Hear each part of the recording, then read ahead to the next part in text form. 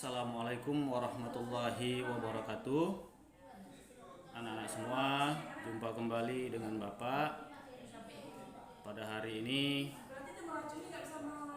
kita akan membahas mata pelajaran bidang studi pendidikan agama Islam dan budi pekerti.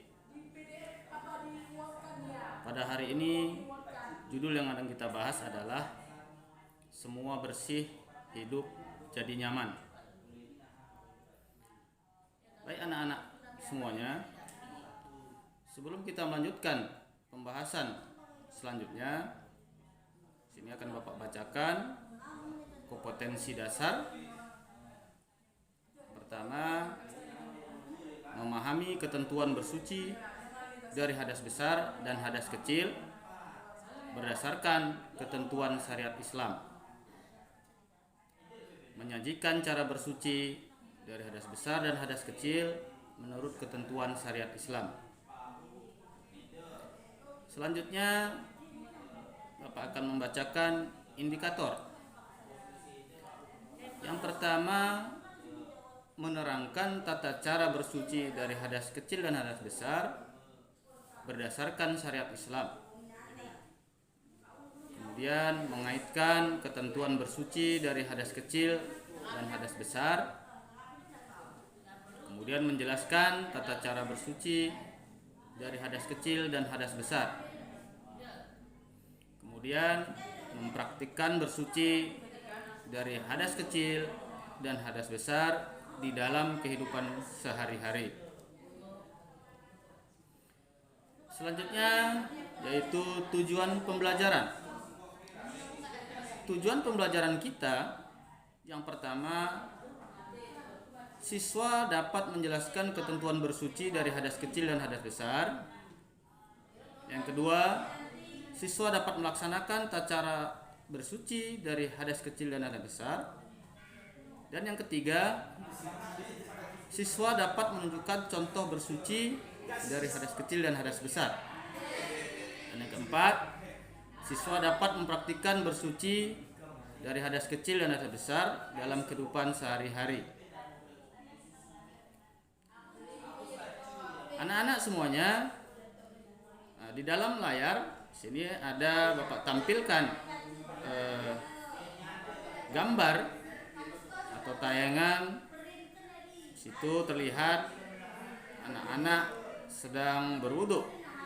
Kemudian salah satu gambar yang lain menampilkan gambar seseorang sedang mandi. Kemudian kaitannya dengan gambar yang Bapak tampilkan tadi adalah selanjutnya kita akan membahas mengenai macam-macam hadas. Ya. Yang pertama kita akan membahas hadas kecil. Yang dikatakan hadas kecil adalah hadas yang dapat disucikan dengan cara berwudu ataupun tayamum. Sekali lagi Bapak ulang. Hadas kecil adalah hadas yang dapat disucikan dengan cara berwudu ataupun tayamum. Selanjutnya hadas besar. Apa yang dikatakan hadas besar? Hadas besar adalah keadaan seseorang yang tidak suci. Kemudian supaya suci bagaimana? Supaya menjadi suci maka ia harus mandi. Bukan mandi biasa di sini, maksud adalah mandi wajib. Jadi kalau kita ingin suci dari hadas besar, maka kita harus melakukan mandi wajib. Kemudian hal-hal yang termasuk ke dalam hadas kecil. Yang pertama, keluar sesuatu dari dua lubang yaitu kubul dan dubur.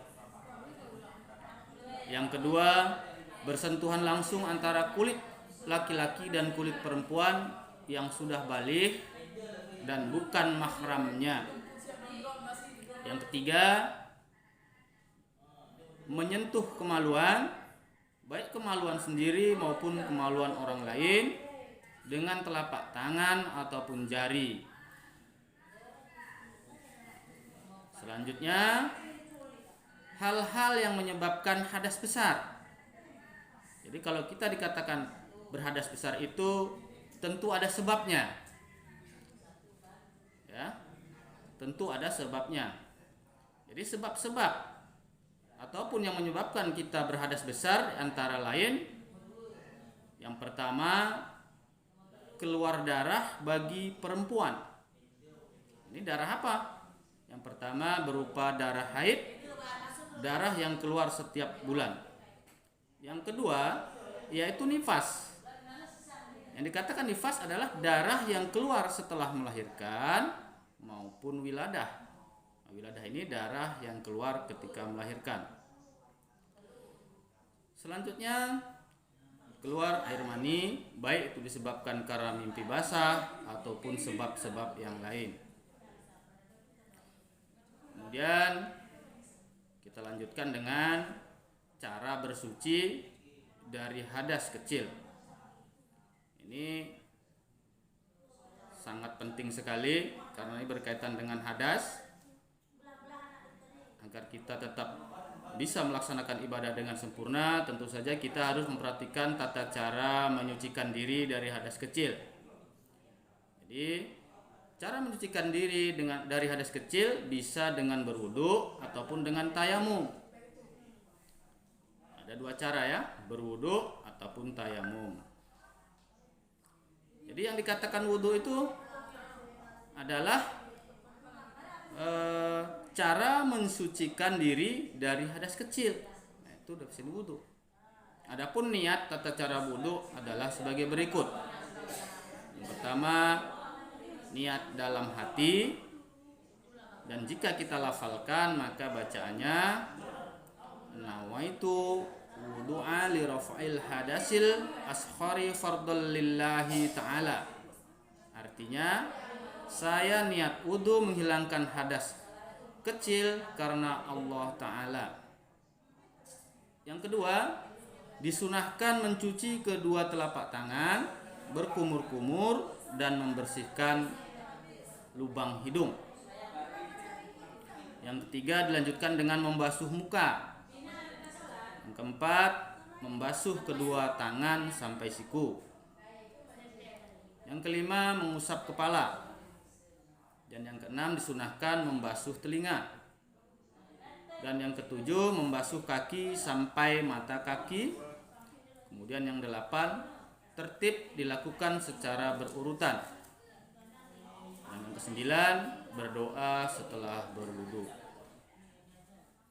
Adapun tata cara bersuci dari hadas besar dengan mandi wajib, di sini Bapak akan menjelaskan bagaimana cara atau tata cara mandi wajib. Yang pertama, niat mandi untuk menghilangkan hadas besar. Dan jika dilafalkan maka bacaannya sebagai berikut. Nawaitu khusla raf'il hadasil akbari fardhal lillahi ta'ala.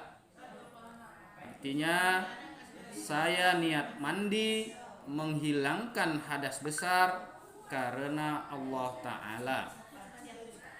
Yang kedua, setelah kita berniat, basuh tangan kanan kiri sebanyak 3 kali. Yang ketiga, bersihkan dubur, kemaluan, dan bagian lain yang dianggap kotor seperti ketiak, pusar, dan sela jari kaki menggunakan tangan kiri. Yang keempat, cuci kedua tangan untuk menghilangkan kotoran. Dan yang kelima, kita berwudu. Baik anak-anak semuanya, saya rasa cukup sekian pembahasan kita pada hari ini. Untuk minggu depan kita masuk kepada materi tayamum.